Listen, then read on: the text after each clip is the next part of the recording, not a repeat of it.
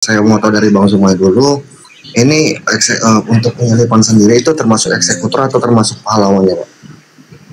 Kalau saya jadi Kristen yang menerima keselamatan dari penyaliban, ya pahlawan lah.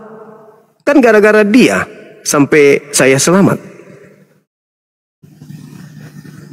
Kalau mereka tidak menyalib Yesus, gimana caranya saya bisa selamat?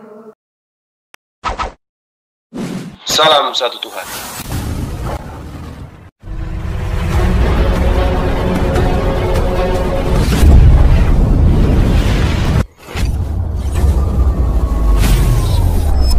Ya, pengantar ini singkat para sahabat. Dukung semua ya sahabat-sahabat kita channel Densa News Muslim. Di like, di subscribe, di share sebanyak mungkin untuk supaya mencegah sahabat-sahabat kita di luar sana tidak terpengaruh terhadap pemurtadan. Semoga Allah memberikan selalu sikap istiqamah. Salam satu Tuhan, Allahu Akbar. Yesus itu pahlawan saya.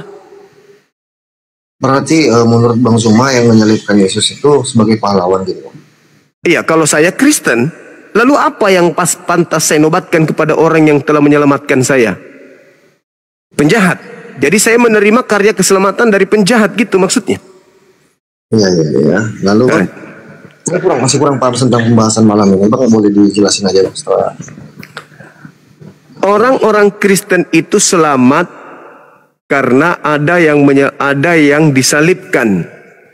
Yesus menjadi korban di atas salib karena ada yang menyalib. Ternyata tujuannya adalah untuk menyelamatkan orang-orang Kristen. Nah, orang Kristen kita tanya, hei saudaraku Kristen yang menyalib Yesus itu, kamu anggap apa? Kau anggap pahlawan kah atau kau anggap penjahat? Gitu loh.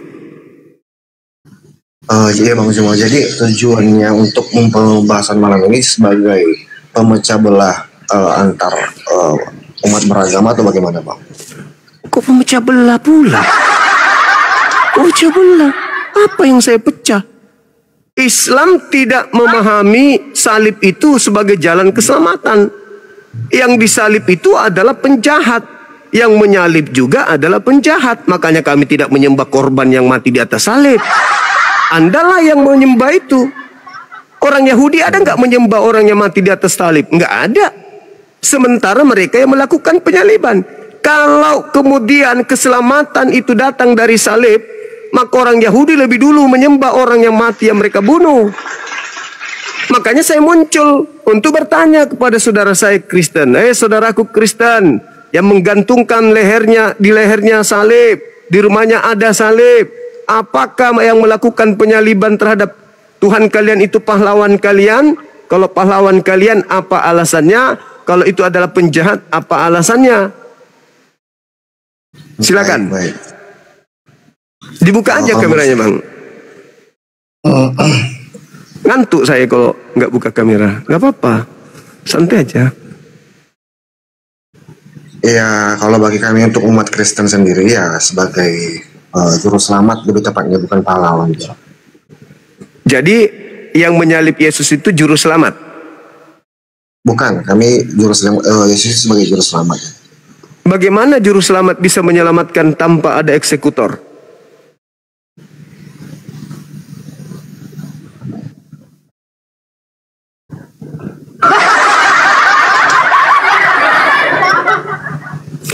Silakan Anda mikir,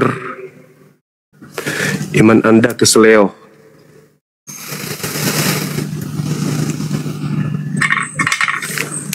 Salam, assalamualaikum, Om Swastiastu.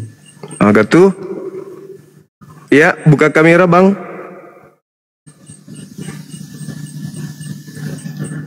Nah, dari Katolik atau dari Protestan atau dari Hindu? Saya Protestan saya. Protestan. Mungkin sudah mendengarkan tadi, sudah menyimak. Silakan Anda jelaskan kepada kami. Belum, saya baru hadir, baru pegang HP ini. Iya. Jadi tema kita di sini, kalau kami di Islam itu kan Nabi kami tidak disalib. Yang disalib itu adalah orang yang diserupakan dengan dia. Karena ada upaya kejahatan, maka Tuhan menyelamatkan kemudian nabinya, dan mereka yang berupaya untuk menyalib nabi ini diserupakan bagi mereka apa yang mereka kerjakan. Di dalam Al-Quran surah Al-Ma'idah, salib itu adalah penghinaan kepada penjahat. Di dalam Ulangan 21 nomor 223, salib itu adalah kutukan bagi penjahat. Nah, di Kristen salib itu justru keselamatan. Ini yang aneh. Maka muncul pertanyaan, yang menyalibkan Yesus itu pahlawan atau penjahat bagi saudara yang menerima karya keselamatan tersebut? Yang menyalibkan Yesus penjahat lah. Berarti penjahat menghadiahkan keselamatan kepada Anda? Bukan. Lalu? Karena kerja mereka Anda mendapatkan upah? Bukan juga.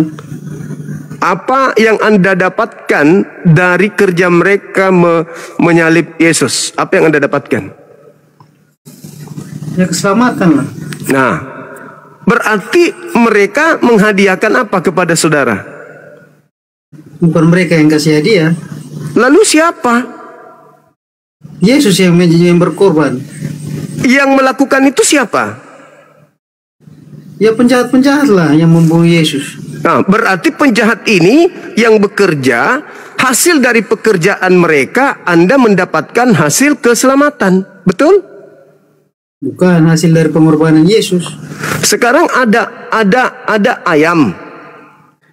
Ayam itu kalau tidak ada yang potong, Anda makan mentah. Enggak kan?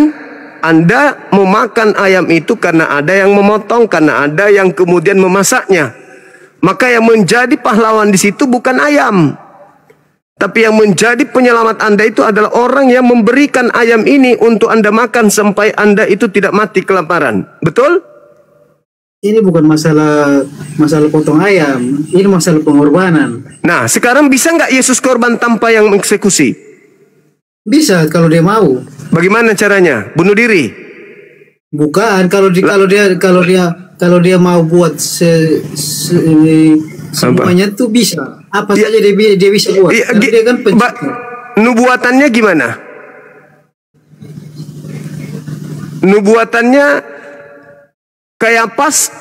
Imam Kayafas menubuatkan Yesus harus mati untuk menyelamatkan bangsa Israel. Harus mati. Berarti satu-satunya cara untuk menyelamatkan Kristen ya Yesus harus mati. Gimana caranya mati?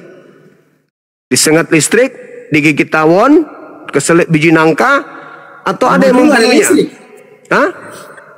Zaman dulu mah belum ada listrik. Yang ada cuma ada tombak dan salib. Bagaimana Yesus bisa menyalibkan dirinya, menombak dirinya? Bunuh diri itu namanya. Dia bukan bunuh diri, dia mengorbankan dirinya, dia pengganti pada korban yang lain-lain itu. Nah, kalau zaman dulu sebelum Yesus dia mati itu ya, kalau kamu buat salah, kamu harus buat korban bakaran untuk menebus kesalahan kamu. Maka sekarang ketika kemudian ada yang menyalibkan Yesus untuk keselamatan kalian, kalian menganggap yang menyerahkan Yesus ini apa? Penjahat lah dia. Nah, berarti penjahat menghadiahkan keselamatan kepada saudara. Bukan penjahat yang menghadiahkan. Lah, lalu siapa? Ya juru selamat lah. Lah, juru selamat Anda siapa? Yang menyerahkan Yesus di tiang salib itulah juru selamat Anda. Kok jadi bukan? Nah, sama seperti kamu buat kesalahan ya. Jadi kamu harus buat korban bakaran, kamu harus bakar domba lagi begitu. Kan lah, gak mungkin lah karena ya sudah ganti jadi korban bakaran, makanya itu. Ketika kemudian ada orang datang, Bang Suma, kamu gak usah bakar sapi, domba, gak usah. Kenapa? Saya sudah bunuh tetangga saya untuk nebus dosamu. Ya kan itu kan dia bukan juru selamat, itu sudah lain lagi. Lah sama. Yesus dibunuh. Kok nggak sama pula? Sekarang begini, di mana dalilnya menyelamatkan manusia dengan cara membunuh orang yang benar?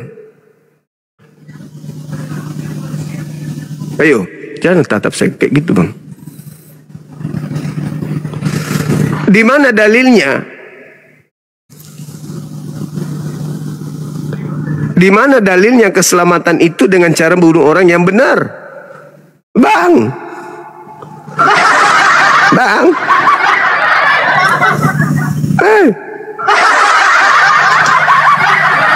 Bang.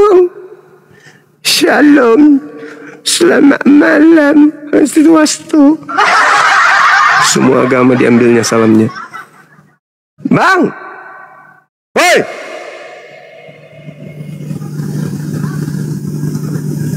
Mumet otaknya kayaknya.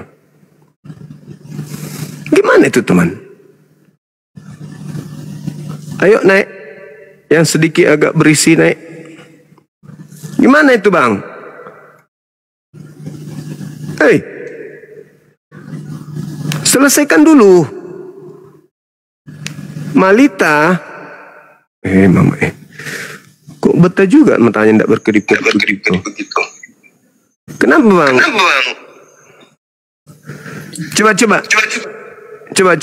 Bagaimana ceritanya Anda bisa selamat tanpa ada yang mengorbankan Yesus?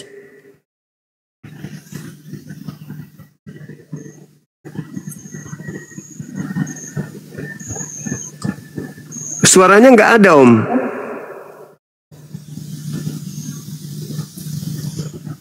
Suaranya nggak ada.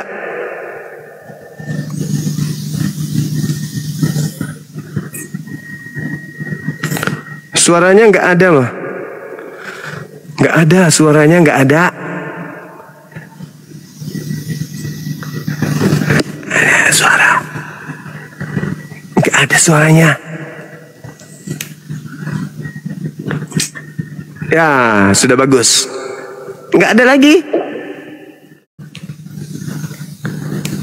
Gimana dong? Kalau tidak ada yang mengeksekusi Yesus, Yesus tidak menjadi oh my God. Masya Allah, subhanallah. Ada beliau di bawah. Barakallahu fiik. Sehat selalu, panjang umur. Nah, inilah hebatnya beliau. Masya Allah, subhanallah. Doakan beliau panjang umur teman-teman, sehat selalu, dan kemudian menjadi wanita yang mau belajar tentang Islam dan menjadi seorang muslimah yang baik. Amin. Anda tidak bersuara, makanya singanya yang bersuara.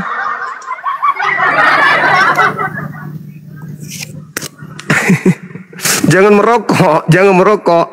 Suara Anda nggak ada. Jangan merokok dong.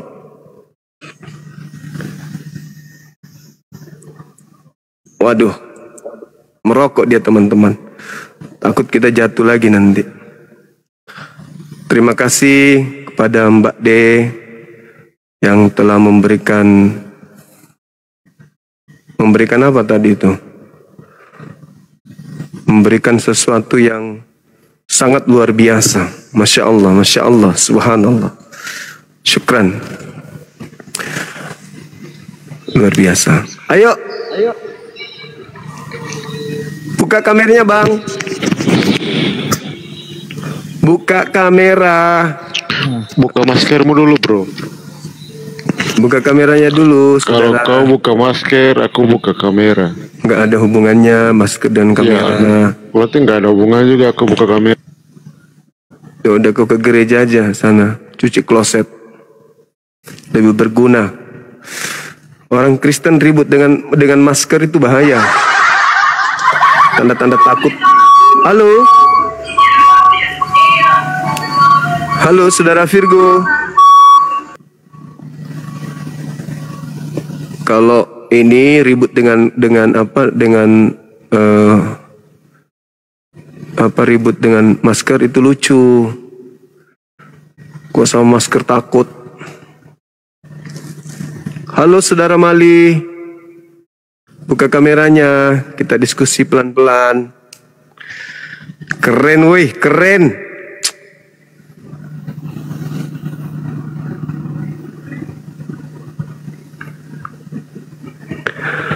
Masya Allah. Ayo.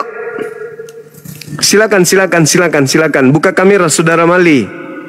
Buka kameranya, kita diskusi.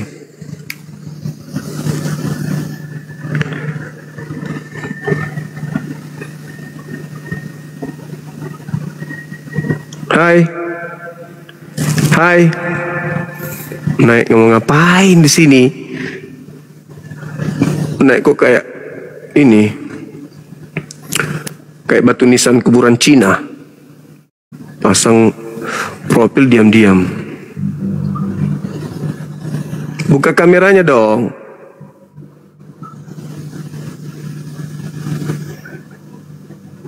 Halo saudara Dedi. Dad.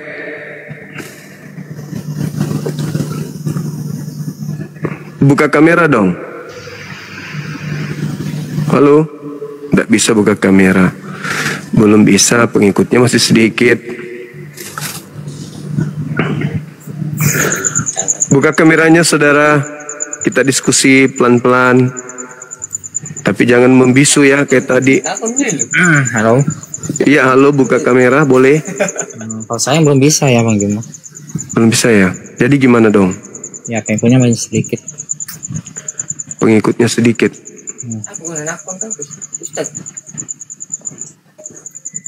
Bisa menjelaskan mungkin? Halo? Halo? Kamu siapa? Ustaz guru ini. Halo saudara Rafael. Halo, bisa buka kamera? Halo. Halo ke siapa? Iya, kameranya. Belum bisa ya? Oh, Ambe. Buka kamera, saudara. Silakan. Kita diskusi pelan-pelan. Nggak usah takut, nggak usah gentar. Ini cuma diskusi persahabatan aja. Silakan. Dendra Katuak. Halo. Halo. Ya, halo. Ya. Saudara Amos. Ya. Buka kameranya. Saudara Amos, buka kamera bang. Lim King Hong. Ini Ya. dari sekte mana? Hah? Dari sekte mana? Dari sekte. Dari Kristen. Ya. Halo saudara. Kalau saudara Amos ini dari mana? Katolik? Kristen. Kristen. Oke. Bisa jelaskan yang melakukan penyaliban ini menurut saudara itu pahlawan atau penjahat? Itu bukan pahlawan itu. Siapa bilang pahlawan? Tapi dia melakukan pekerjaan yang memberikan keselamatan buat saudara. Itu bukan pekerjaan itu, Dek. Tapi dia yang menyalibkan Yesus sampai Anda mendapatkan keselamatan kan? Ya itu kan juru selamat tuh. Ya. Iya, juru selamat Anda tidak bisa ngapa-ngapain tanpa disalib. Gini loh, kalau salib itu bukan melambangkan bahwa itu Kristen. Ngerti kan? Jadi gimana dong? Ya sama lah kayak kalian, kayak Muslim. Yang percaya sama Al-Quran. Iya. Ya kan? Gitulah kami Kristen. Percayaan kami. Iya, Itu tapi bukan salib itu pahlawan, nggak ada cerita itu bang. Ya kita nggak ada namanya itu salib itu pahlawan, nggak ada. bukan yang menyalib, yang membunuh Yesus itu pahlawan kan? Siapa bilang pahlawan, nggak ada itu bang. Ya, kalau mereka tidak membunuh Yesus, gimana kalian selamat? Saya keselamatkan kami ya itulah Roh Kudus kami bang. Ya, Roh Kudus itu tidak datang kalau Yesus tidak mati. Ya. Tunggu dulu bang, abang dulu di Muslim udah pernah lihat nggak Tuhan abang? Tuhan mau dilihat, itu Tuhan bukan makhluk kok bisa dilihat? Ya itulah, kami cuma sebagai Kristen bang. Kami beda bang. Kalau bisa bang menurut apa juga menjelaskan salib itu pahlawan. Kami di Kristen tidak ada itu menjelaskan bahwa itu pahlawan, nggak ada. Tapi faktanya Anda selamat gara-gara penyaliban kan? Nggak ada tuh bang, nggak ada bahasanya itu bang. Di mana ada? Coba tunjukkan sama kami dulu orang Kristen di mana. 1 Korintus 15 nomor 17. Coba apa? Di situ dikatakan kalau tidak ada kebangkitan dari kematian Yesus, maka sia-sialah imanmu dan kamu tetap hidup di dalam dosa. Iya, betul. Berarti kalau Yesus tidak disalib, orang Kristen masih hidup di dalam dosa. Enggak ada lah itu. Mana cerita itu? Tadi dalilnya. Gimana dong? Dalilnya ada. Kok enggak ada? Kan disebutkan pahlawan di situ kan, Bang? Kalau tidak ada kebangkitan dari kematian, maka sia-sialah kepercayaanmu dan kamu masih tetap hidup di dalam dosa. Artinya, karena adanya penyaliban, Yesus mati, lalu bangkit untuk menyelamatkan kalian. Kalau tidak ada penyaliban, tidak ada keselamatan, kata Paulus. Nah, ini kayak tadi lagi dia. Natap tajam kali matanya. Gimana dong? Gimana dong?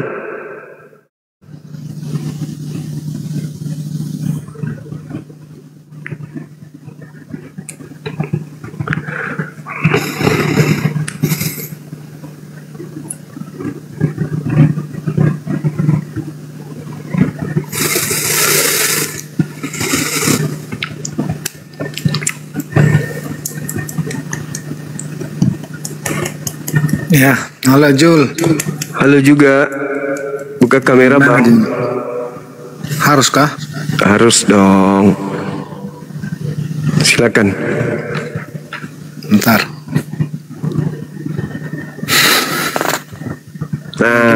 Gimana Jul? Nah tuh, temanya tuh bagus. Tanpa penyaliban, kata Paulus, maka sia-sialah imanmu dan kamu masih tetap di dalam dosa, hidup dalam dosa. Berarti penyaliban itu adalah sesuatu yang sangat luar biasa. Sampai guna fungsi daripada penyaliban itu adalah nebus dosa dunia, kan gitu. Tanpa penyaliban tidak ada penebusan dosa dunia. Nah, orang yang menerima penyaliban itu Kristen. Maka muncul pertanyaan, bagi saudara, penyalib itu, yang menyalibkan Yesus itu pahlawan atau penjahat? Gini loh ya Jul. Itu yang dijadikan di pahlawan itu bukan masalah tentang penyalib, itu masalah kematiannya. Kalau cerita tentang penyaliban, memang pada saat itu hukuman bagi orang yang tidak dikehendaki di hadapan para raja-raja Herodes. Jadi jangan yang menyalib itu jadi pahlawan, bukan. Itu pemikiran udah terlalu pendek kali itu. Nggak luas tuh pemikiran Zulkifli M. Abbas kayak gitu tuh.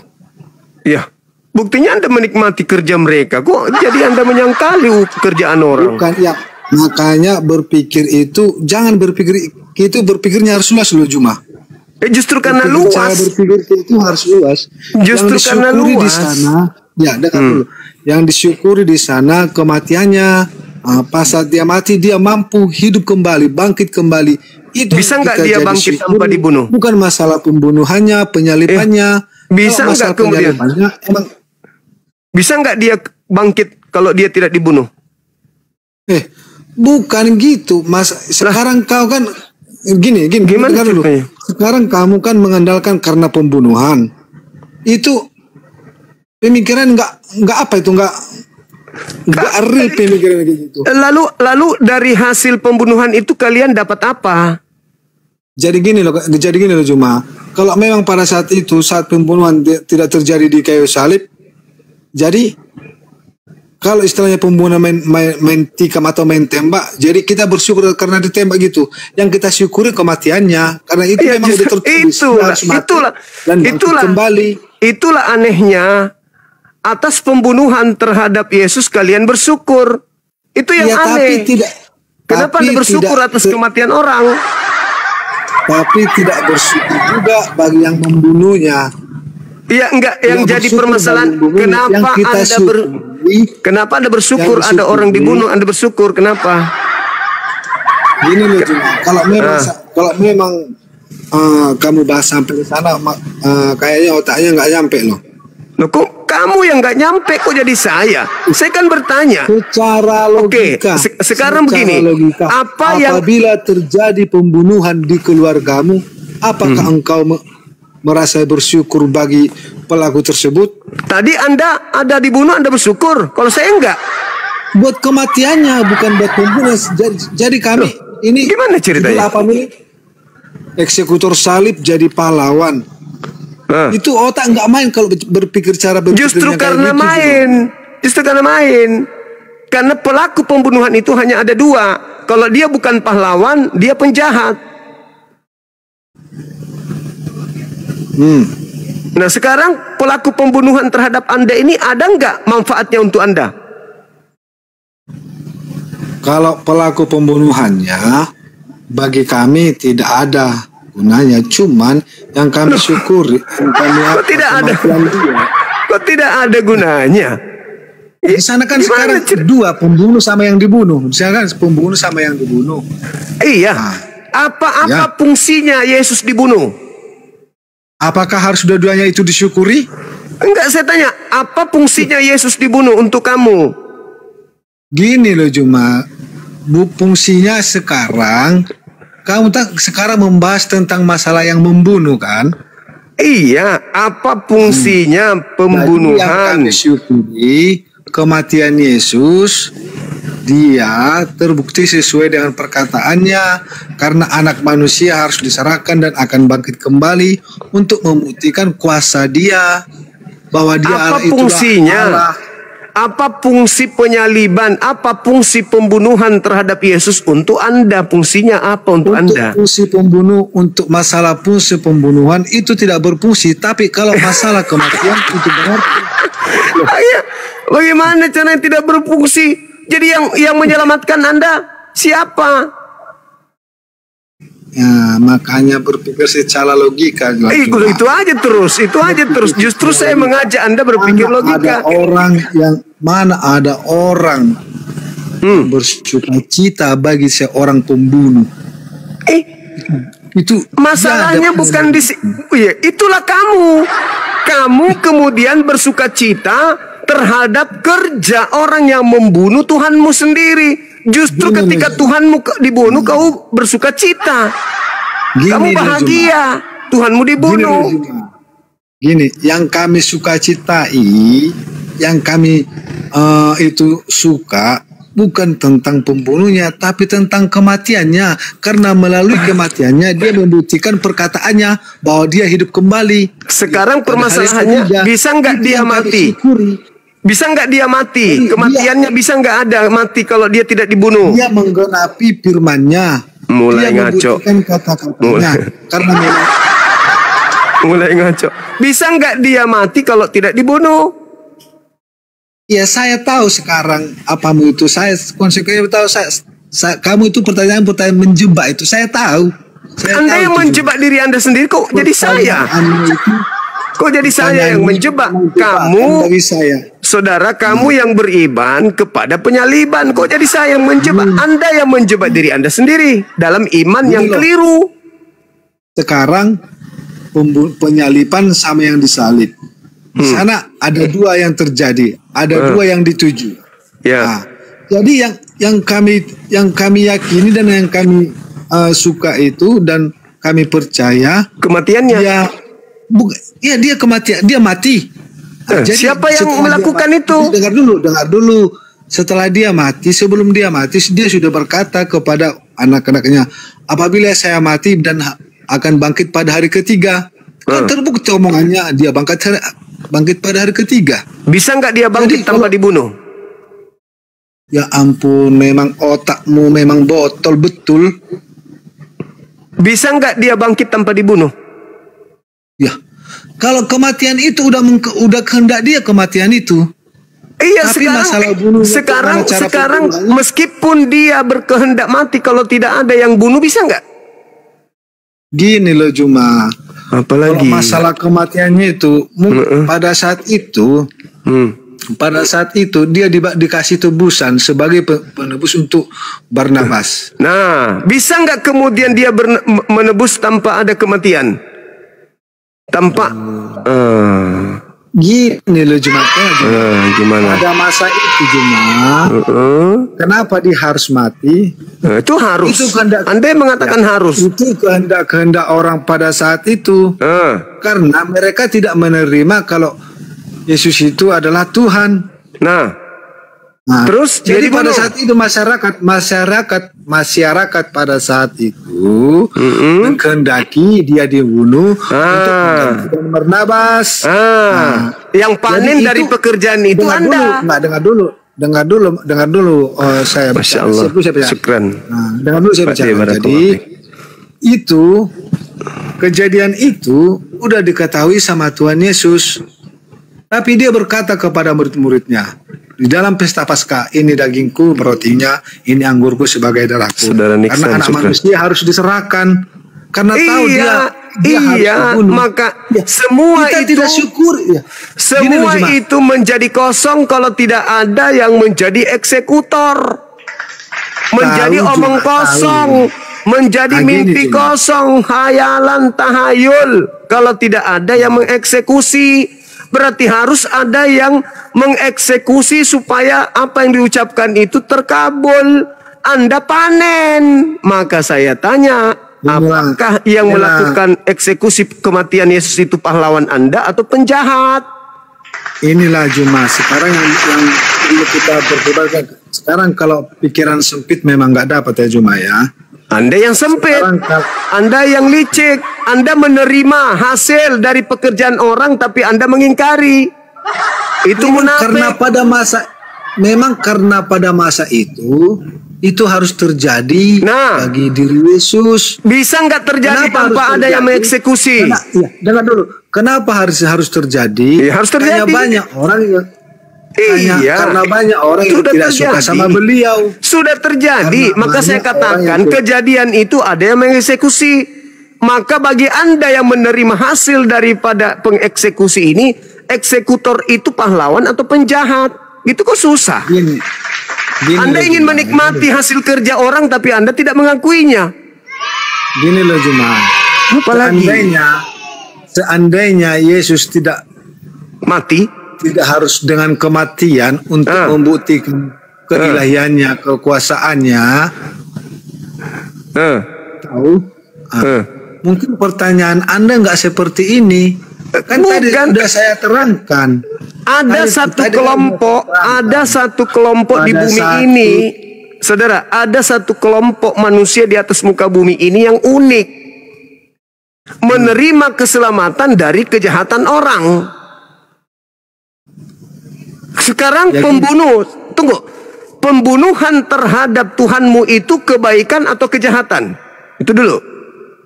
Yang namanya pembunuhan itu itu kejahatan. Berarti Anda panen dari hasil kejahatan. Sudah selesai. Itu kan menurut Anda. Itu fakta. Iya, itu kan memang itu kejadian fakta.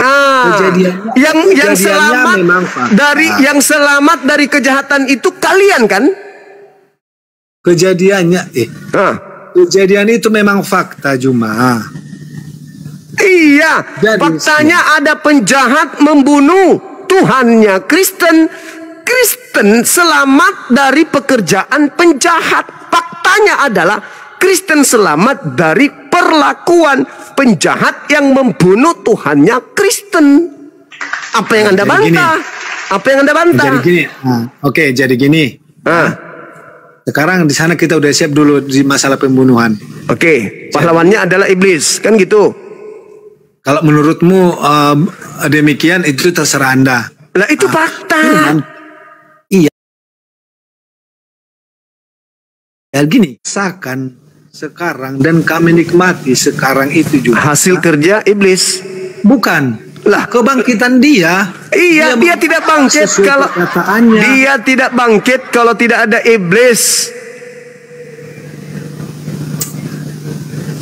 Sempit Juma.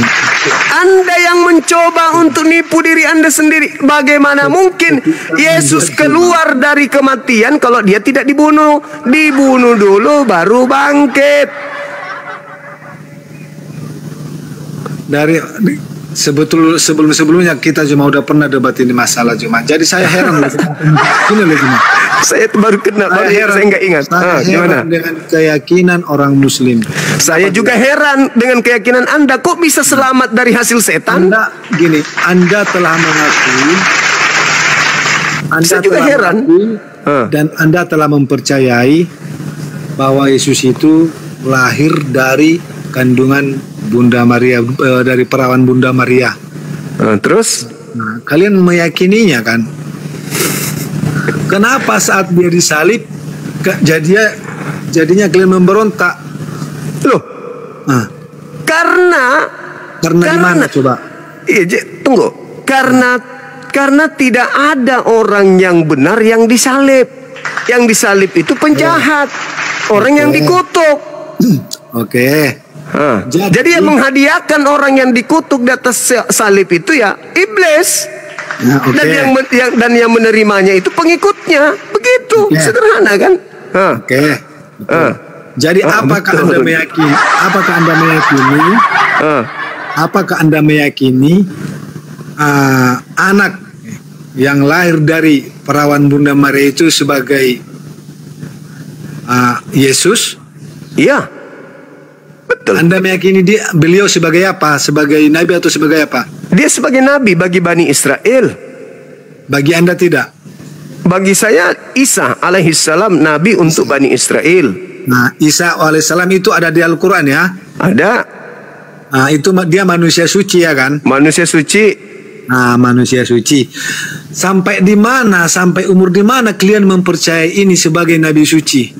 Ya, sampai sekarang dia nabi suci. Sampai kapanpun dia tetap suci, nggak pernah terkutuk di atas salib. Adakah dalilnya di dalam Al-Quran bahwa Nabi Isa itu bangkit ke surga tanpa melalui kematian? Ada. Coba tunjukkan dalilnya.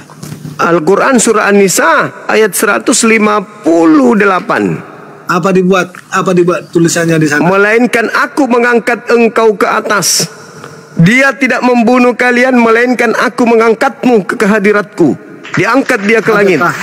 Adakah saksi mata yang menengok Isa diangkat ke atas? Enggak tahu. Itu. Kenapa? Berarti Al-Quranmu dikarang-karang cuma harus ada dalil cuma. Kok Yesus ada dalil? Yesus diangkat ke surga, ada yang menyaksikan. Harus ada dalil. Harus ada saksi. Segala sesuatu yang terjadi untuk meyakinkan kita percaya harus ada saksi, harus ada dalil, harus ada bukti cuma. Begitu. Apapun ceritanya. Oke. Jadi sekarang tolong tunjukkan satu manusia yang menyaksikan Yesus terangkat ke langit. Satu aja. Di mana tertulis? Satu aja. Kalau ada saya tutup live ini. Kalau ada yang melihat Yesus naik ke langit, siapa? Saksinya siapa? Nanti balik ke awal kita cerita. Sebutkan satu manusia yang melihat Yesus terangkat ke langit itu siapa? Di mana dalilnya? Coba. Boleh saya kasih waktu sebentar? Iya, silakan. Silakan.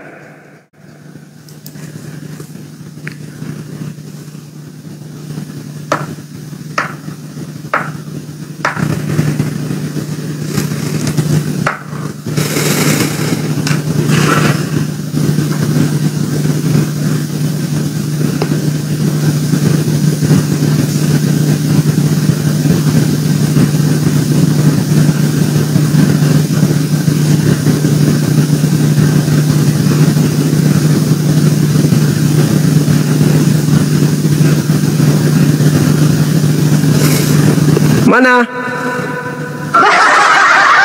Hei. Kok lama kali? Dan disaksikan 5.000 mata memandang Yesus terangkat ke langit.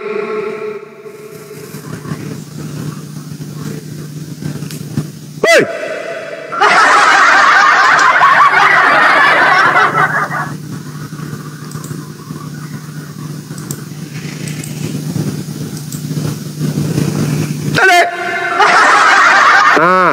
Di mana? Lukas, Markus.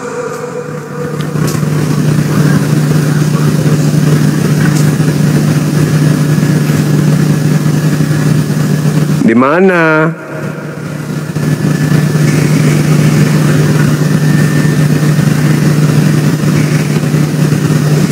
Tertutup itu, Bang. Termute. Oke, di dalam Kisah Para Rasul ayat 1. Kisah Para Rasul 1 ayat 9 11. Malaikat. Malaikat. Nah, di sini menggambarkan Yesus yang terangkat ke langit akan datang naik ke surga sampai awan menutupinya dan para malaikat kedatangannya kembali. Siapa yang menyaksikan siapa? Itu loh murid-muridnya ada di sana. Lah itu kan cuman pengakuan penulis. Ya. Pengakuan penulis. Yang saya minta saksinya siapa? Kalau cuma mengatakan di situ ada malaikat menyaksikan kemudian dan murid-muridnya, dia siapa? Gini loh Juma.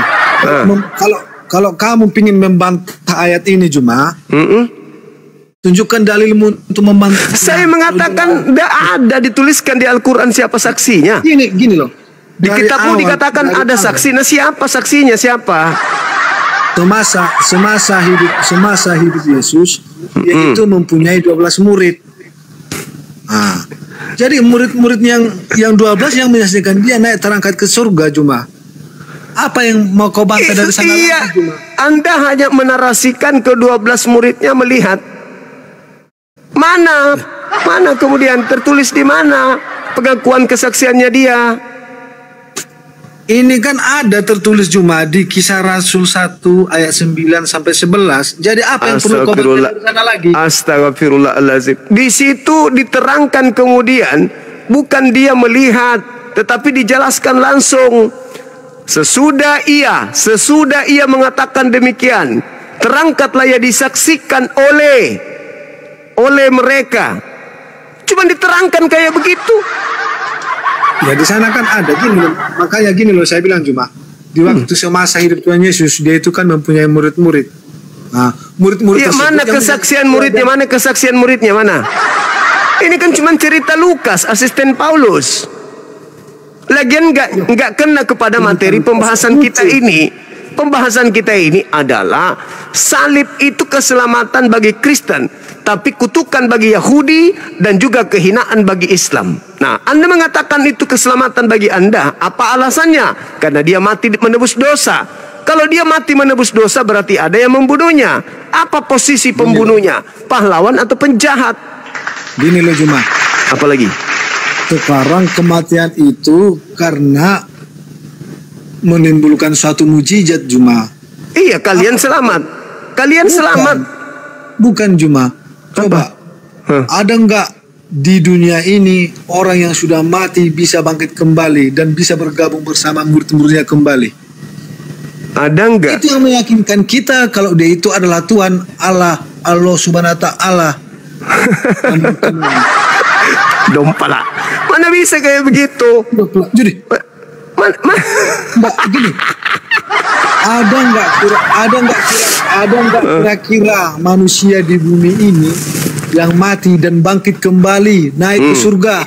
Ada nggak ada nggak di dalam mati? Ada nggak mati bangkit pada hari hari ketiga dan naik ke surga? Oke, pertanyaanmu itu ya. Itulah yang membuat kami pengikut Yesus Kristus bahwa dia itu adalah Allah yang sesungguhnya pencipta langit dan bumi. Oke. Kenapa demikian? Karena di masa hidupnya dia pun melakukan segala mujizat. Itu nyata. Yang mati hidup kembali. Oke. Yang buta melihat. Itu dikatakan dalam Roma 14 nomor 9. Untuk itulah Yesus mati, agar ia dibangkitkan oleh Tuhan, agar menjadi Tuhan bagi kamu. Maka berterima kasih atau mengutukkah Anda kepada yang membuat Yesus itu mati? Karena fungsi dia mati untuk dibangkitkan menjadi Tuhan. Coba. Nah, gini loh Juma ya. Berarti pembunuh Yesus ini sangat berjasa. Karena tanpa mereka bunuh Yesus, Yesus tidak jadi Tuhan. Gini ya, oke. Gini Nah, berarti pembunuh Yesus itu pahlawanmu. Kalau Anda menarasikannya demikian, karena itu sudah terjadi. Ya Berarti kan? dia pahlawan kan? Pahlawannya Anda kan? Bukan, jangan langsung ngambil kesimpulan cuma. Lah, coba Anda baca Roma 14:9. Untuk itulah Yesus mati, agar dia dibangkitkan untuk menjadi Tuhan. Jadi yang membunuh Yesus itu pahlawan yang luar biasa. Jangan langsung ambil kesimpulan cuma. Semasa hidupnya di bumi ini banyak yang menolak dia cuma. Banyak yang menolak dia. Ini masalah yang mengeksekusi Yesus. Ya, makanya saya terangkan dulu. Karena banyak penolakan terhadap dirinya. Enggak ada hubungannya itu. Karena banyak penolakan terhadap dirinya, dan dia sendiri pun tahu dia bakalan mati. Tapi dikasih kepercayaan sama kita. Jangan takut. Apabila dia mati, dia akan bangkit kembali pada hari ketiga. Dia kan sudah membuktikannya. Iya, supaya menjadi Tuhan. Kita tidak harus bersyukur sama tukang pahlawan salib apa segala Bagaimana macam. caranya Anda tidak bersyukur?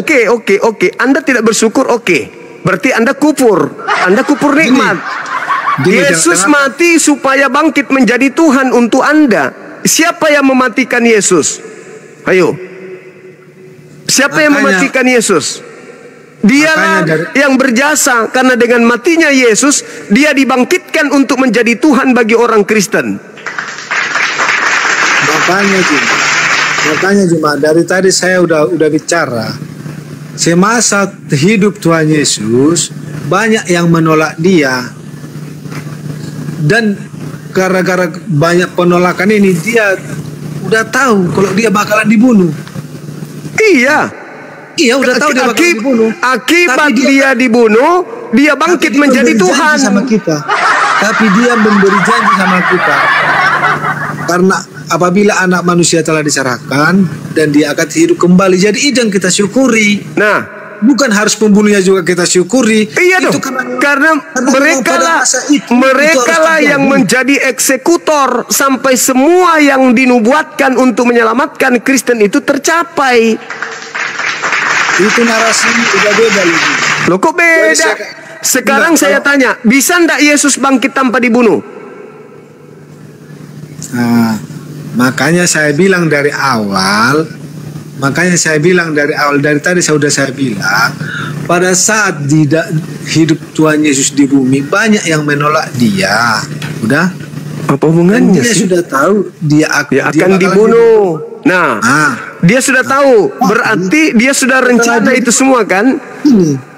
Maka yang mengeksekusi dia ini apa bagi Anda, pahlawan atau penjahat? Sebelum pembunuhan itu terjadi, tapi dia sudah berjanji sama kita bahwa dia akan hidup kembali. Iya, saya tahu. Maka pertanyaan saya, Anda yang menerima jadi karya kematiannya itu, menjadikan yang membuat dia mati itu pahlawan atau penjahat? Makanya kita berpikir itu boleh agak dewasa sedikit juga. Anda yang tidak mudeng. Makanya saya bilang tadi, pada zaman saat hidup Yesus itu banyak yang menolak dia. Apa hubungannya? Yang menolak mereka yang menolak Yesus ini sampai kepada tujuan untuk membunuh dia, itu pahlawanmu. Itu menurutmu. Lah itu faktanya, kau nikmati. Saudara menikmati. Kalau mereka tidak membunuh Yesus, kalian mau menuhankan siapa? Yang kami nikmati sekarang apa? Yang kami nikmati hasil dari kejahatan. Karena perkataan dia yang sudah nyata, dia hidup kembali. Iya, dia tidak hidup kalau tidak dibunuh dulu. Bisa nggak Yesus bangkit menjadi Tuhan kalau tidak dibunuh dulu? Dibunuh dulu dong. Iya, dibunuh dulu, tapi tidak harus bersyukur sama pembunuhnya. Kalau tidak dibunuh, bagaimana bisa bangkit? Mungkin kalau dia tidak bunuh, udah lain ceritanya cuma. Bunuh diri? Bukan. Lalu? Kalau tidak dibunuh, udah lain ceritanya. Mungkin dia bisa terangkat sendiri. Berarti nggak mendosa dong? Ya.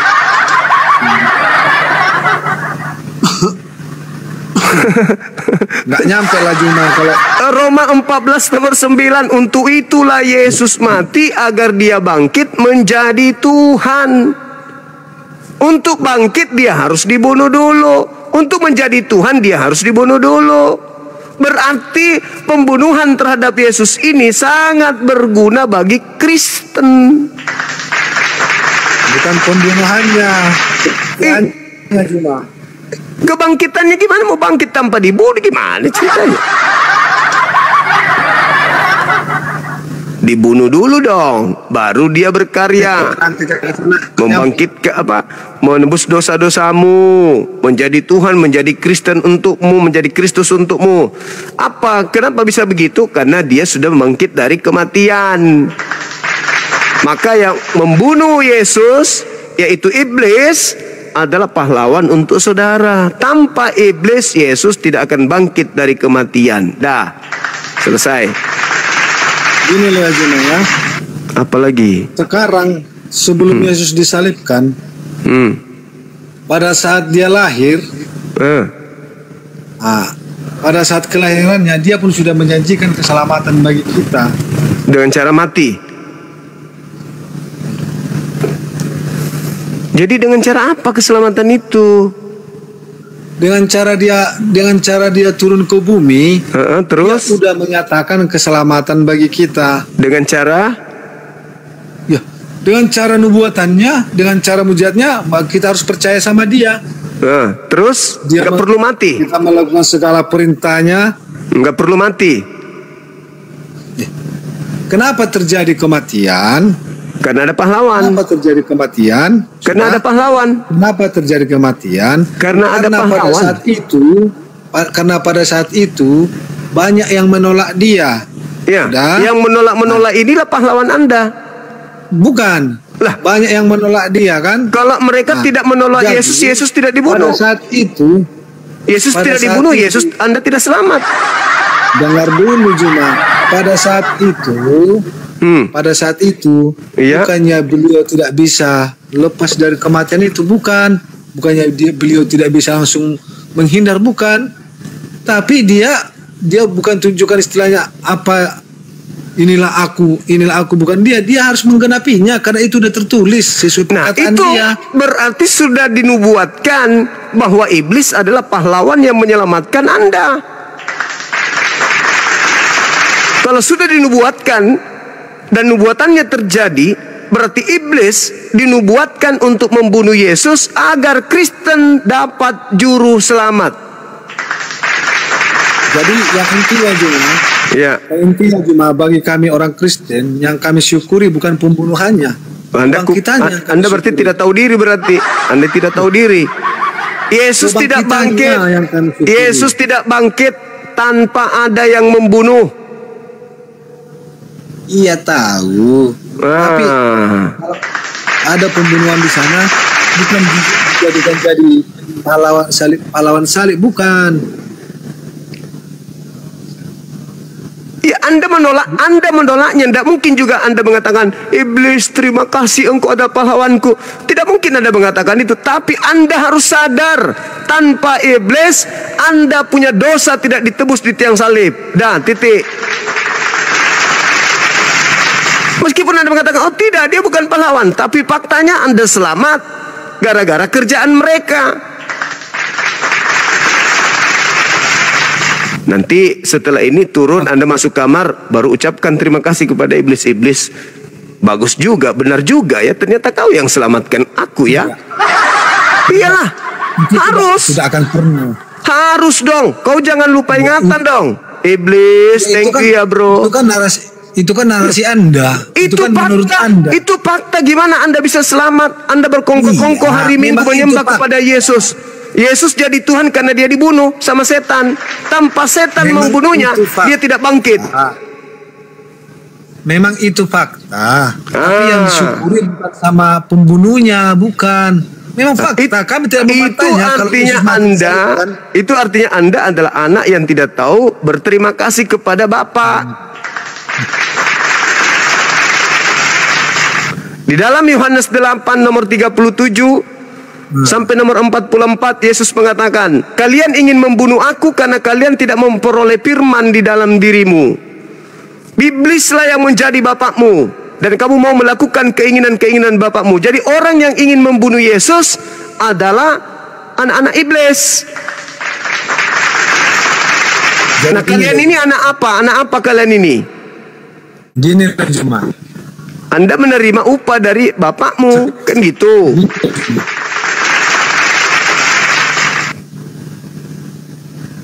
Disalibkan. Setelah Yesus disalibkan, ada kejadian di atas salib. Di mana kan ada juga orang disalibkan, tapi diakui Yesus akan bersama aku di Taman Firdaus. Faktanya enggak. Apa hak ngomong gitu? Kalau memang dia bukan ibu. Faktanya enggak ke Firdaus. Dia malah turun ke dunia orang mati kok. Pada hari ini juga kau akan bersama aku di Firdaus. Faktanya enggak, dia malah ke alam kubur. Kan bohong. Itulah bukti bohong. Dari situ aja ceritanya udah semua pada error. Pada hari ini juga kau akan bersamaku Firdaus. Mana ada? Yesus malah ke kubur. 3 hari malah dia dikubur, enggak ke Firdaus. Bohong itu, bohong itu. Nah, penipuan itu, Bang. Cara daging. Daging lagi. Daging abon-abon. Dari kubur. Dia katanya mau ke Firdaus, tapi kenapa ke kubur? Kan rahasia Anda itu sendiri. Apa rahasia untuk kami? Di kami iya, Anda itu Anda adalah anak-anak yang tidak tahu berterima kasih kepada bapaknya. Bapak sudah susah payah mengeksekusi kemudian Yesus, tapi Anda tidak mau mengakui pekerjaan bapak Anda. Itu namanya anak durhaka gitu loh, Bang. Istirahat dulu, Bang. Anda hanya muter-muter. Kita naikkan yang sedikit agak berilmu. Makasih ya, Bang ya. Belajar lagi. Belajar berlatih untuk mengucapkan terima kasih kepada yang mengeksekusi Yesus. Rajin-rajinlah lakukan kemudian ritual ucapan terima kasih kepada yang telah mengeksekusinya. Halo, bisa buka kamera?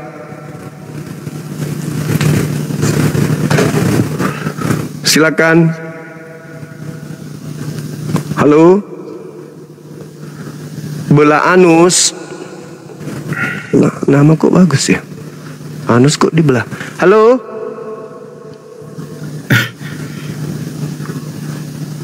Bukannya anus itu sudah terbelah dari dulu, Bang? Kenapa mesti pakai nama kayak gitu kali? Halo. Halo.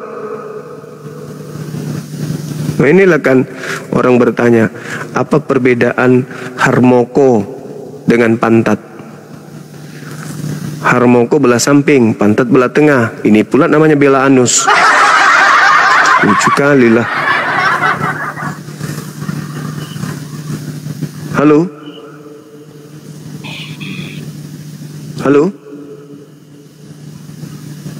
Halo? Halo? Ini mah belah ngorok.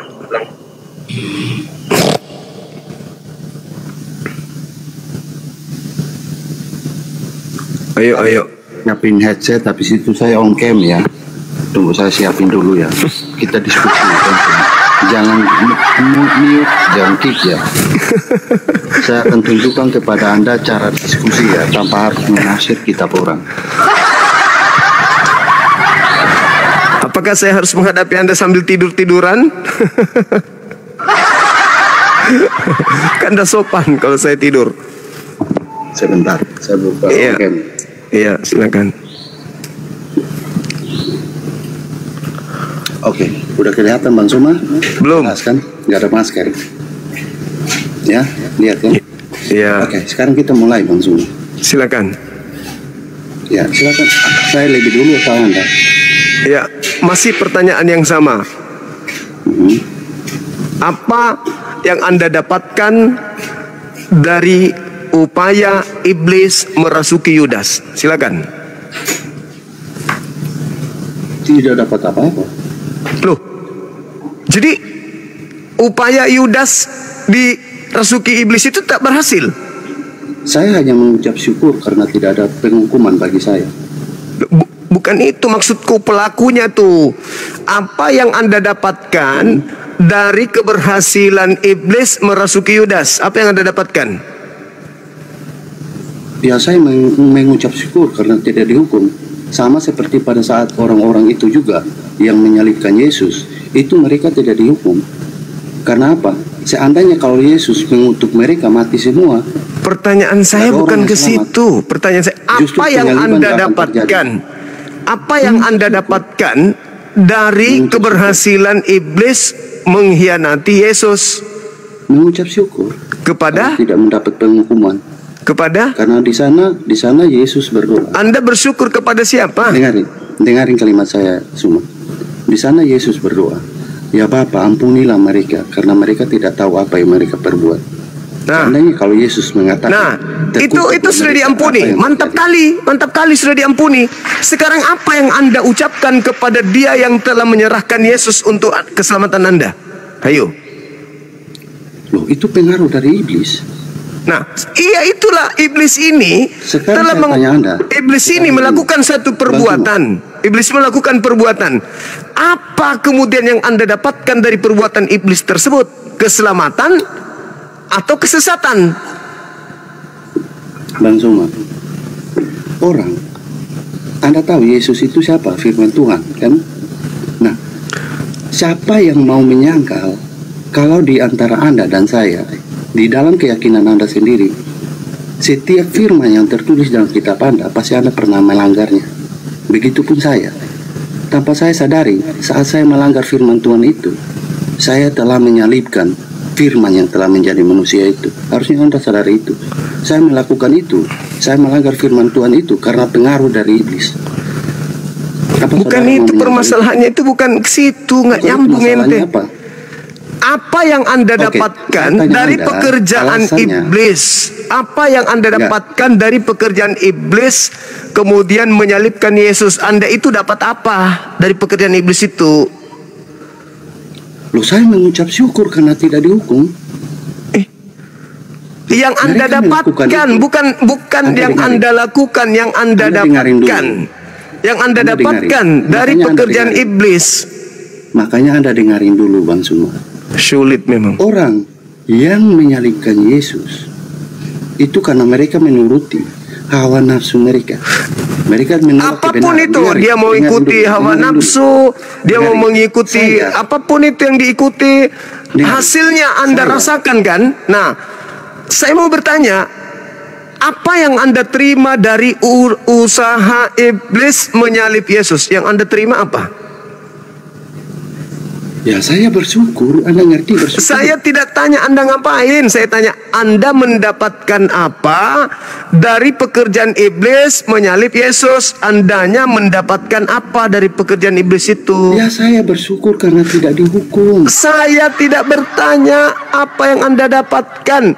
Yang saya tanya, apa yang kemudian Anda terima dari penyaliban yang dilakukan iblis? Anda dengar dulu penjelasan saya. Setelah itu baru Anda ngomong. Dengarin baik-baik penjelasan saya.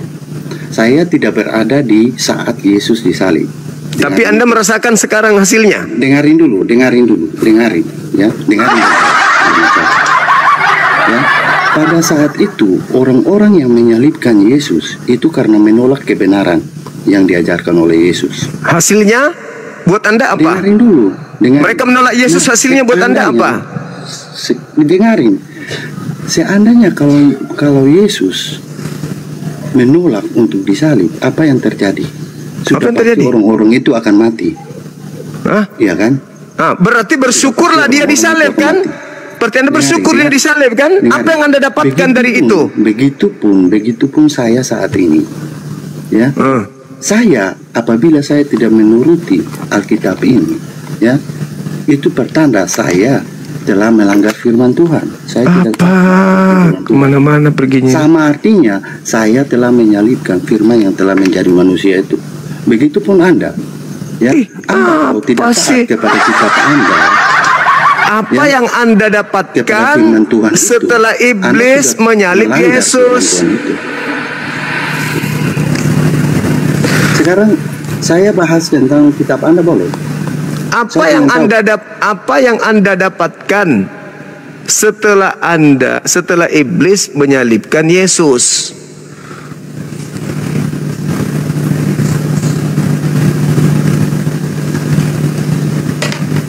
Saya telah menjelaskan kepada Anda bahwa saya apa yang Anda dapatkan? Bersyukur, saya bersyukur.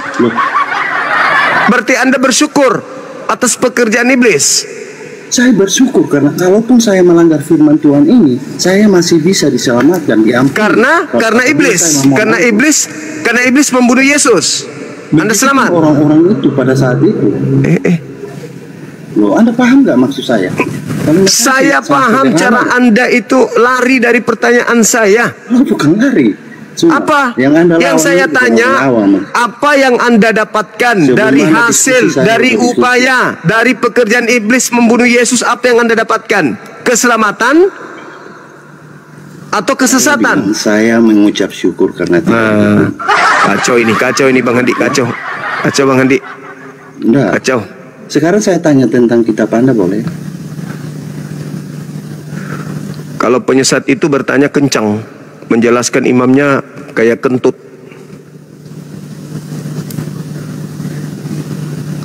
Apa sih?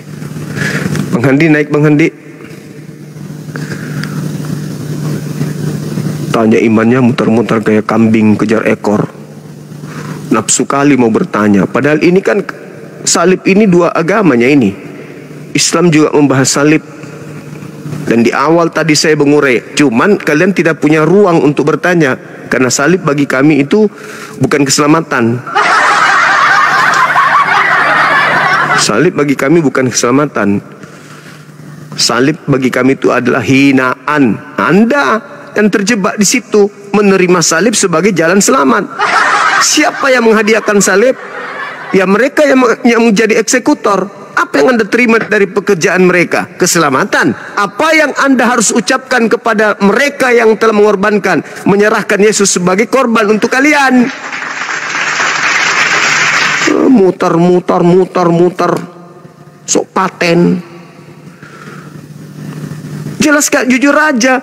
Ya syaitan, terima sakit karena sudah menghadiahkan kami selamat melalui kalian membunuh Tuhan kami. Susah kali kalian itu mengucap syukur kepada yang sudah berjasa untuk kalian. Orang yang berjasa untuk hidup kita di dunia, memberikan kita pekerjaan, membantu kita dalam urusan dunia aja kita berterima kasih. Apalagi dia yang menyelamatkan Anda untuk masuk surga.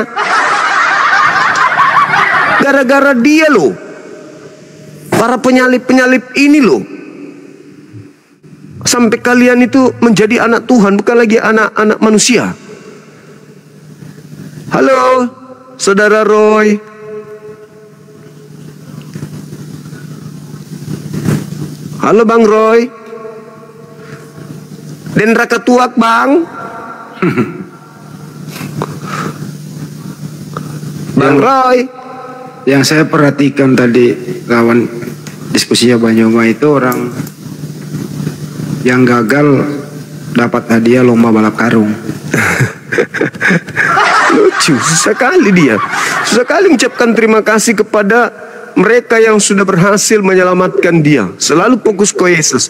Yesus itu dieksekusi dulu sampai dia bangkit. Untuk itulah dia mati, supaya dia jadi Tuhan. Siapa yang mematikan dia? Siapa yang membunuhnya? Mereka yang berusaha untuk melakukan tipu muslihat, merasuki Yudas, melakukan saksi palsu. Itu ya menyerahkan Yesus. Semua itu adalah oknum-oknum yang berjasa. Kok kalian lupa? Kok jadi anak durhaka?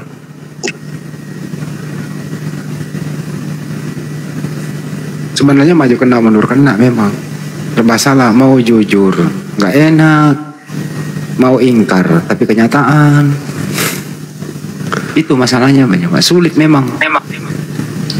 Assalamualaikum warahmatullahi wabarakatuh. Waalaikumsalam warahmatullahi wabarakatuh. Kalau mereka jujur Bunda, habis Kristen hancur.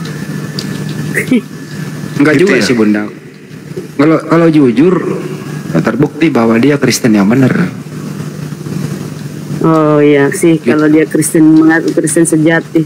Tapi kalau dia pasti diakui bahwa ajarannya bersumber dari iblis.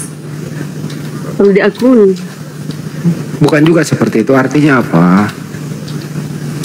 Ada anak manusia kan, sudah sering diterangkan Banyuma, yang tidak bersalah ini anaknya Maria toh.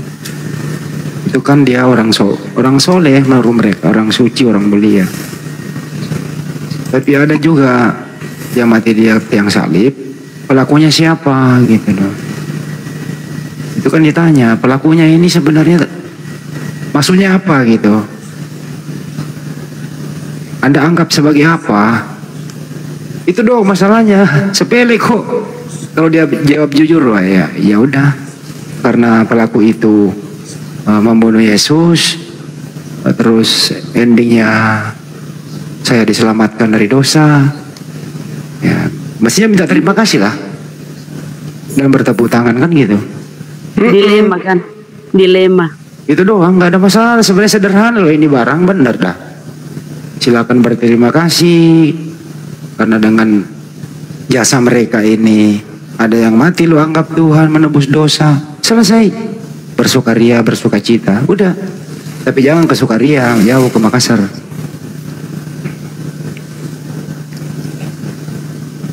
Dia kan ramai, Sukaria di Makassar yang benar ramai. Iya, kan begini Bang Handi. Ketika misalnya ada pelaku kejahatan kan ya, dieksekusi mati, di mana pelaku kejahatan ini sangat mengkhawatirkan, merisaukan masyarakat. Kemudian dieksekusi mati oleh aparat. Pertanyaannya, aparat ini pahlawan gak untuk masyarakat? Pahlawan dong. Pahlawan. Iya. Karena yang dibunuh ini adalah orang yang mengacaukan masyarakat, yang mengkhawatirkan, merisaukan kemudian penduduk. Dieksekusi oleh aparat meskipun pembunuh, tapi paling tidak itu adalah pahlawan bagi masyarakat di situ. Nah sekarang yang ada adalah Yesus orang benar dibunuh oleh penjahat. Ada yang tepuk tangan, senang orang benar dibunuh oleh penjahat. Aneh kan? Dan mengucapkan syukur. Nah, aneh kan? Diingatkan, kamu itu kenapa senang orang benar dibunuh untuk dosa-dosa kami? Di mana Tuhan ingin menghapus dosa-dosa pelaku dosa dengan membunuh orang benar? Nggak ada. Berarti satu-satunya tokoh yang harus mereka kemudian gaungkan di sini adalah yang melakukan eksekusi mati terhadap Tuhan mereka. Kan gitu. Karena kalau orang benar yang dibunuh, itu pelanggaran. Hasilnya dosa, bukan nebus dosa. Tapi kalau penjahat yang dibunuh, maka itu adalah pahlawan yang melakukan pembunuhan itu. Karena menghindarkan orang-orang dari pelaku kemaksiatan. Yesus orang benar, dieksekusi oleh setan. Malah ada yang tepuk tangan, selamat. Ore kita selamat, selamat tanpa dihukum, karena Yesus telah dibunuh, maka halo, kita selamat. Gimana ceritanya itu? Silakan. Boleh saya tanggapi ini? Boleh. Silakan. Buka kameranya Bang. Enggak bisa Bang. Belum bisa dia. Polusinya enggak cukup. Iya, silakan. Kalau dilihat dari sisi peristiwa sejarah, prajurit Romawi ini memang melaksanakan eksekusi. Kalau orang lihat dari luar biasa saja berpikiran kalau enggak ada prajurit yang menyalibkan Yesus enggak akan mati. Tidak akan ada penulis dosa. Iya. Tapi ini cara pandang manusia, bukan maksud Alkitab. Faktanya apa enggak cara pandang manusia ini salah enggak atau benar? Itu rencana apa kan? Bukan. Enggak. Pandangan manusia ini terhadap narasi Anda itu salah atau betul memang begitu? Ya seperti itu yang saya bilang, karena itu cara pandang manusia. Kalau dari rencana Allah itu Bang, penyalipan itu bukan kebetulan atau karena jasa prajurit, itu bagian dari rencana keselamatan Allah sejak awal. Berarti iblis yang ikut di sana itu bagian daripada rencana. Bukan, jadi prajurit itu bukan pahlawan, mereka justru dipakai Allah untuk menanggapi rencana itu. Karena iya, berarti bagian daripada rencana itu kan? Emang dari coba Bang buka, ada bisa buka kita enggak?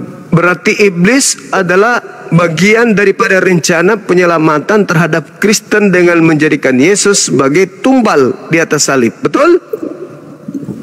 Ini ditulis di Alkitab Yohanes 11 ayat 51 sampai 2 itu Yesus harus mati untuk bangsa itu, dan bukan untuk bangsa itu saja tetapi untuk mengumpulkan dan mempersatukan anak-anak Allah yang terpecah belah.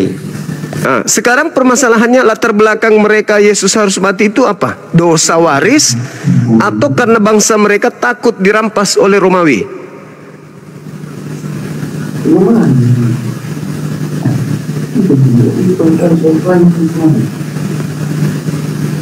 Ayo. Data sebelumnya di Yohanes 11 itu nomor 47, mereka takut bangsanya dirampas oleh orang Roma, makanya mereka sepakat membunuh Yesus. Bukan karena dosa waris, bukan karena untuk menyelamatkan Karisteng. Karisteng ini cuman piti-piti aja. Dia mati untuk keselamatan. Makanya error kalau ditanya Yesus itu yang membunuhnya pahlawan atau penjahat, kalian nggak bisa jawab. Bilang pahlawan salah, bilang penjahat salah. Kenapa bisa demikian? Karena memang latar belakang pembunuhan terhadap Yesus itu bukan untuk menyelamatkan orang, tetapi karena mereka cemburu kepada Yesus dan takut orang Roma datang merampas bangsa mereka. Maka mereka sepakat membunuh Yesus, bukan untuk menyelamatkan Karisteng. Itu cuma akal-akalan saudara, akal-akalan agama saudara. Di mana Tuhan? Coba cari di Perjanjian Lama. Di mana tertulis Tuhan akan menyelamatkan manusia dengan cara membunuh manusia lain? Orang benar dibunuh untuk menyelamatkan para pendosa, itu tertulis di mana? Nggak ada. Kalian aja yang bikin-bikin itu. Maksud abang ini kan eksploitator salib pahlawan. Berarti kan seakan-akan abang ini nganggap prajurit itu pahlawan kan? Bukan saya, Anda loh. Anda selamat dari hasil kerja mereka. Kalau mereka tidak membunuh Yesus, tidak ada penyaliban. Kalau tidak ada penyaliban, tidak ada kebangkitan. Kalau tidak ada kebangkitan, nggak ada Tuhannya Kristen. Kalau tidak ada Tuhannya Kristen, matilah Kristen ini. Roma 14 nomor 9. Untuk itulah Yesus disalib, untuk itulah Yesus dibunuh, agar ia dibangkitkan untuk menjadi Tuhan. Untuk siapa? Untuk Kristen.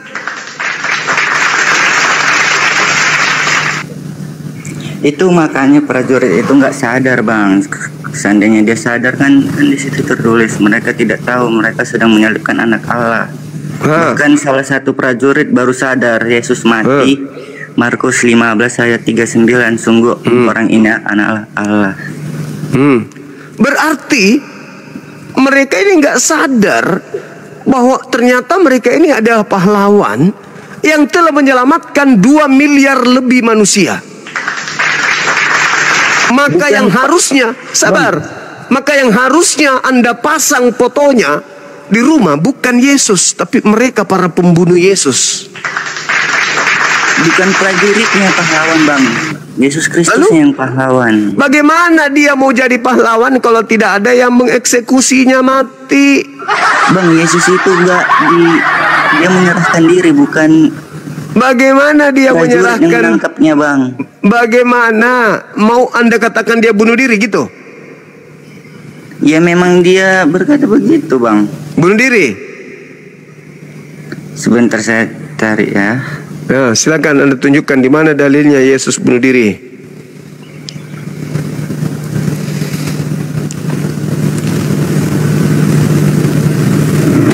Baru tahu saya kalau Yesus bunuh diri. Kupikir dia dibunuh. Karena di dalil kitab saudara itu dikatakan dia dibunuh dan dia akan bangkit pada hari ketiga. Kok sekarang berubah ya? Mereka akan menyerahkan dia dan mereka akan membunuh dia dan dia akan bangkit pada hari ketiga. Kok jadi berubah sekarang? Bunuh diri.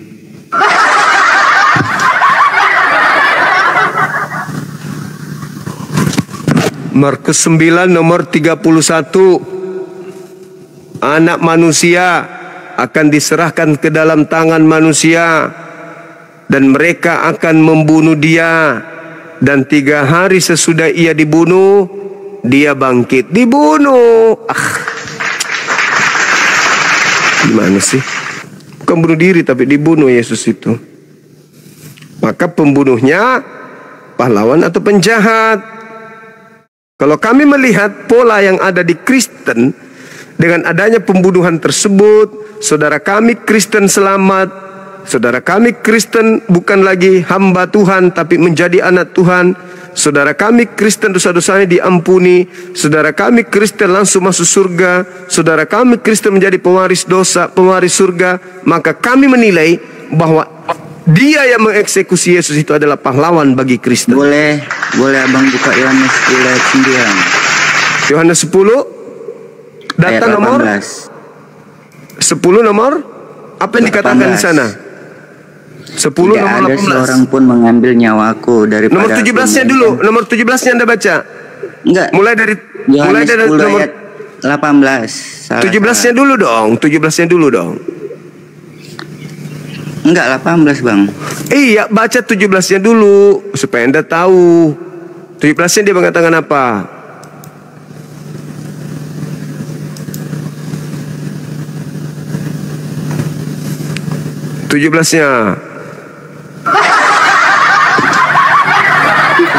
Ini. Apa katanya di 17-nya?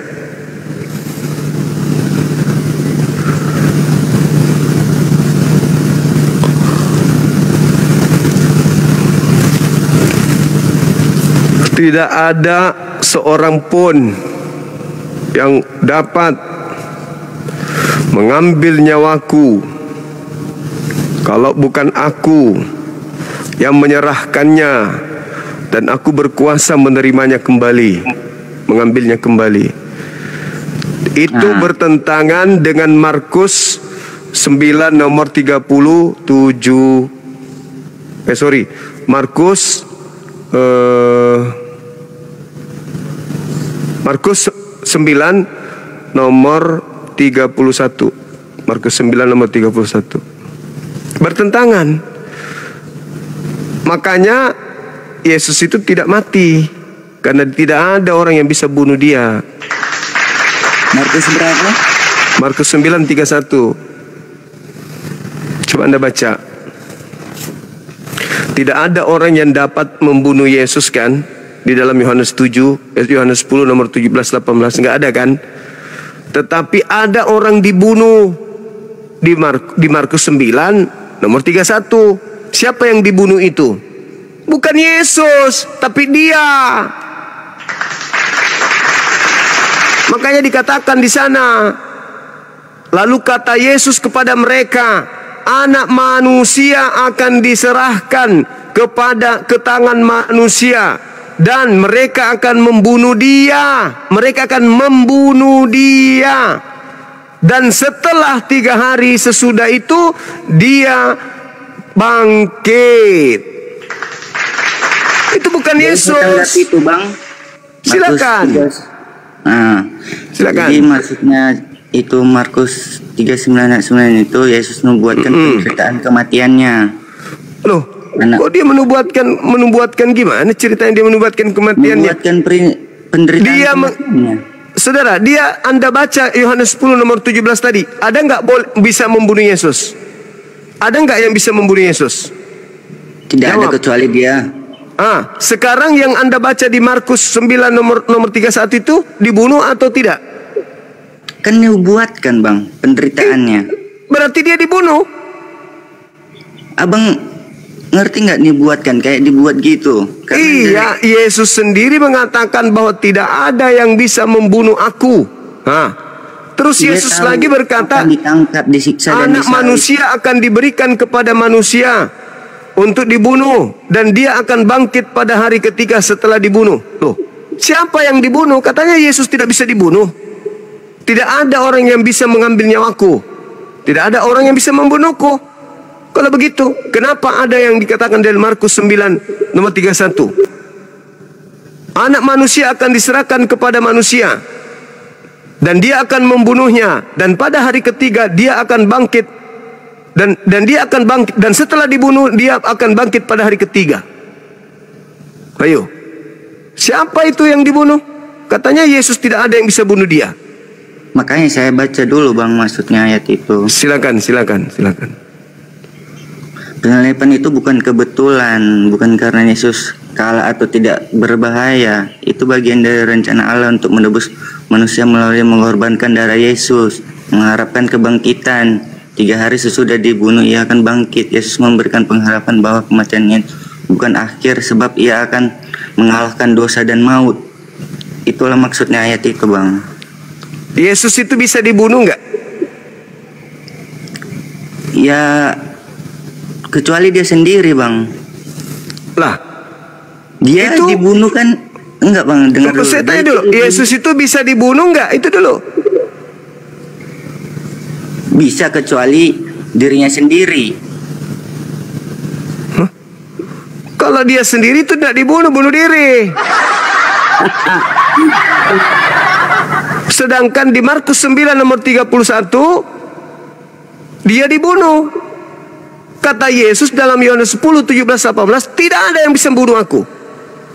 Makanya dia mengatakan anak manusia akan diserahkan kepada manusia, dan mereka akan membunuhnya, dan pada hari ketiga dia akan bangkit. Dia itu bangkit siapa? Iblis, penyesat anak manusia, sang pengkhianat yang mati dikutuk. Dialah yang dibunuh, bukan aku. Aku tidak ada yang bisa bunuh aku. Tidak ada yang bisa bunuh aku. Sedangkan anak manusia itu dibunuh, dan setelah mereka membunuhnya, dia akan bangkit pada hari ketiga. Siapa itu? Tanda untuk angkatan jahat. Siapa yang dibunuh? Orang yang menggantikan orang benar. Siapa? Si fasik. Siapa fasik? Penerima suap. Siapa penerima suap? Pikir aja sendiri. Tidak ada yang bisa bunuh Yesus. Nggak ada. Makanya tadi saya mengatakan, pahlawankah yang membunuh Yesus itu bagi Anda? Nggak bisa, bingung kan? Bingung, pahlawan? Oh, enggak. Penjahat juga? Nggak mungkin. Karena apa yang Anda bangun itu adalah sesuatu yang tidak masuk akal. Bagaimana mungkin ada orang selamat dengan cara membunuh Tuhannya? Bang Juma, Tuhan turun ke bumi. Untuk apa Tuhan turun ke bumi? Untuk dibunuh oleh ciptaan. Gimana ceritanya? Konsep yang salah, keliru dari awal karena doktrin dan dogma.